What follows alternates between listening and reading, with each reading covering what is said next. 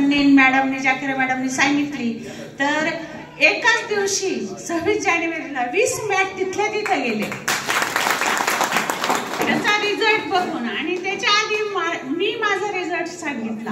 म्हणजे जाकिरा मॅडमने त्यांच्या जावयाला इन्शुरन्स चालू होते पोटामध्ये, जेव्हा इन्शुरन्स घेतात तेव्हा तो माझा मुलगा जेवायचा। इतकी साखर 650 पर्यंत त्याची साखर जायची।